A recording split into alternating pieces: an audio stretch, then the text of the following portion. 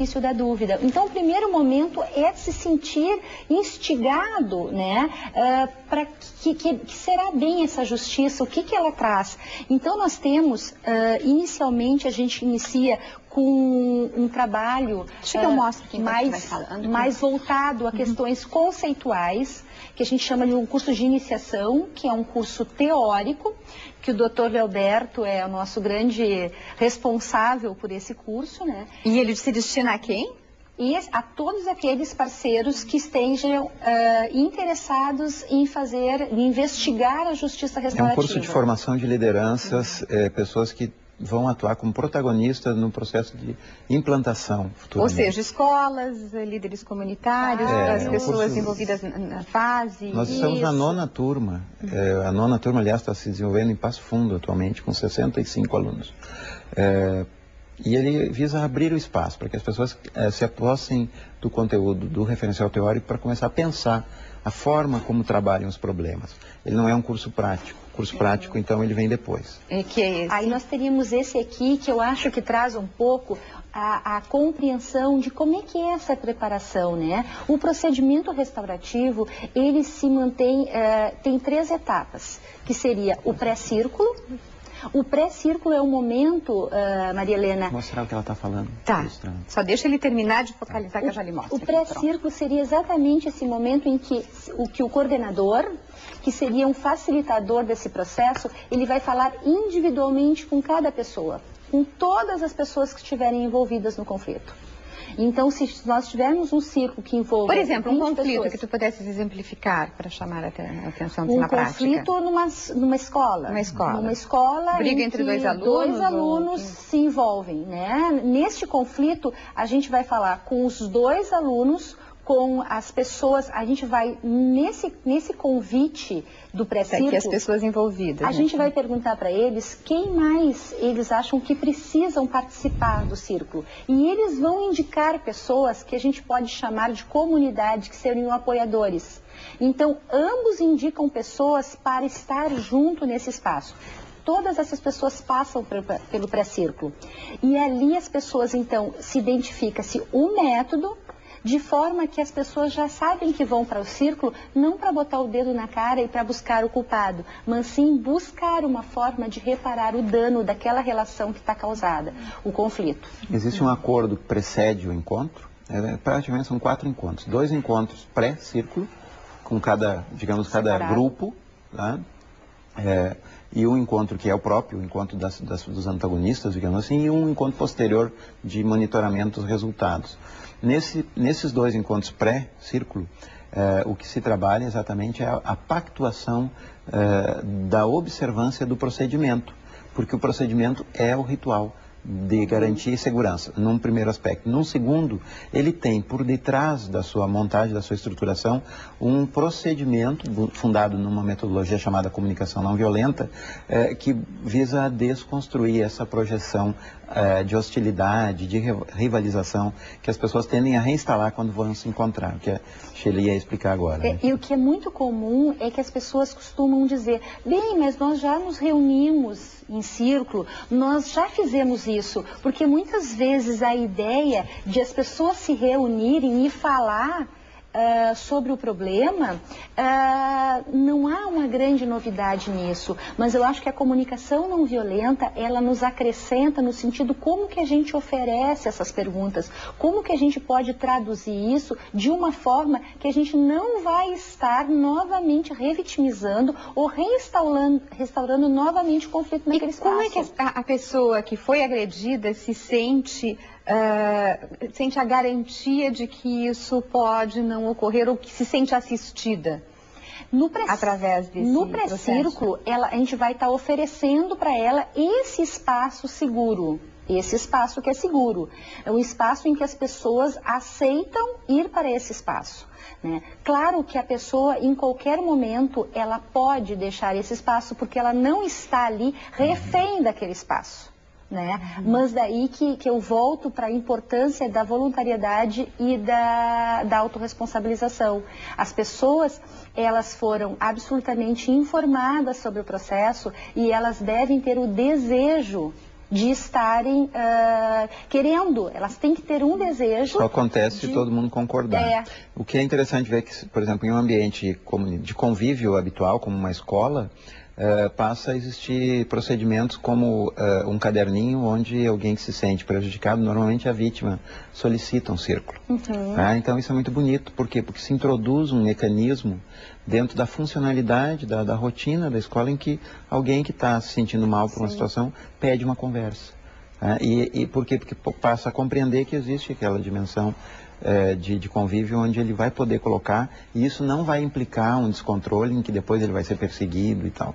E no que isso pode mudar, por exemplo, o comportamento do agressor? Eu estou falando assim, parece uma questão maniqueísta, o agressor, o agredido, mas é que tem essas figuras, né? E essa pessoa tem um comportamento psicológico, ela traz toda uma cultura, ela traz todo um comportamento que vem de casa, da criação e de tudo. No que tem mudado o comportamento, por exemplo, desse aluno mais rebelde? Há uma reincidência? Como é que tem alterado o comportamento dessa pessoa? Bom, Shirley quer falar? Não, eu acho que você refere às questões que estão por detrás, né? A gente presume que existem questões por detrás e muito provavelmente isso seja verdadeiro, mas às vezes o próprio não tem consciência. Então, muitas vezes esse encontro ele possibilita um insight. Ele vai fazer uma introjeção da consciência daquilo que é pautado pelo outro, né? Que é o seu entorno, o seu convívio. Às vezes é tão limitado que ele não tem a oportunidade de se espelhar, ele não tem a oportunidade de ter um feedback social. Tanto que ele repetiu, deve ter repetido várias vezes o comportamento. É possível, e nunca se encontrou num contexto em que várias pessoas sentaram para conversar com ele sobre isso. E talvez o que ele quisesse dizer com aquele gesto fosse outra coisa, e ele próprio não pudesse compreender. Então, muitas vezes, quanto ao ofensor, existe a possibilidade de resgate de movimentos internos que ele talvez não esteja decifrando, ou se está decifrando de maneira confusa, de maneira que ele possa conduzir esses seus impulsos por um outro canal, quer dizer, adotar outras estratégias para satisfazer as mesmas necessidades. O procedimento visa exatamente identificar o fundo de necessidades que está latejando, que está pulsando por detrás do ato violento, e decifrado esse enigma, né, de o que ele buscava, qual que era a sua necessidade. Então, olha, mas você pode alcançar isso de uma outra maneira. Claro. E as famílias são envolvidas, doutor Drancha? Quando aceitam, tem uma experiência gratificante. Eu acho que é importante nós falar um pouco de números do projeto. O projeto avaliou durante 3 anos de introdução estruturada. Nós temos estudos desde 99, nós temos aplicações ocasionais desde 2002, mas desde 2005 nós temos uma aplicação estruturada com um monitoramento de avaliação, inclusive. Então, nesse período, foram 380 casos dentro da esfera judicial, só de processos judiciais, não estou falando dos outros segmentos. De escolas, que atenderam diretamente a participação de 2.586 pessoas nos processos. Quando nós falamos ao início do programa em 6.000 pessoas, foram pessoas alcançadas em atividades de capacitação desse projeto. Então, pode imaginar que Porto Alegre já tem muita gente em contato com essas ideias. Bom, o que relatam essas 2.586 pessoas? 95% das vítimas se reportam satisfeitas com a sua experiência de fazer o encontro. Eu não recordo o índice de adesão, de aceitação ao convite, mas ele é baixo. Agora, no momento que as pessoas aceitam, elas se sentem altamente gratificadas. Os ofensores, curiosamente, o índice de satisfação é alto, mas é bem menor, é 90%. Não é bem menor, mas é significativo que seja menor, porque a experiência do ofensor de se confrontar com a vítima, às vezes é mais desconfortável do que a vítima que tem naquela oportunidade um alívio. E o índice de cumprimento de acordos é próximo de 100%, é um índice muito gratificante, que não tem nada a ver, por exemplo, com o índice de cumprimento espontâneo de sentenças judiciais. Claro. Quando essa determinação, agora você vai estudar, vai fazer isso, vai fazer aquilo, vai se comportar direito, é uma ordem do juiz, você vira as costas e não é possível controlar de fora o comportamento de todo mundo. Então a justiça restaurativa promove um modelo que a Shirley tanto insiste, de autorresponsabilização, em que as pessoas procuram se pautar segundo os seus próprios valores e não segundo uma determinação de uma ordem que vem de fora, e que vem normalmente de cima. Claro. Quando eu falei em preparação, assim, os parceiros, quem são, assim, para a gente nominar? Porque tem universidades envolvidas, tem escolas, alguns parceiros. Eu acho que é difícil a gente poder nominar alguns e não nominando todos, porque nós temos um conjunto de 20 parceiros, né? Mas eu diria que o projeto, ele tem, digamos, uma parceria bastante grande neste momento com, que poderia dizer, talvez, as centrais que estão nos pilotos. A gente já está mostrando aqui no livro e já vai mostrando os parceiros enquanto a Shirley Então fala. nós temos FASC, FASE, a SMED, a Secretaria Municipal de Educação. Entidades que normalmente trabalham com jovens. Sim, a Secretaria Estadual de Educação, a Fundação de Proteção Especial, o Fórum de Entidades também, nós trabalhamos com várias entidades não governamentais, inclusive uma é uma instituição piloto.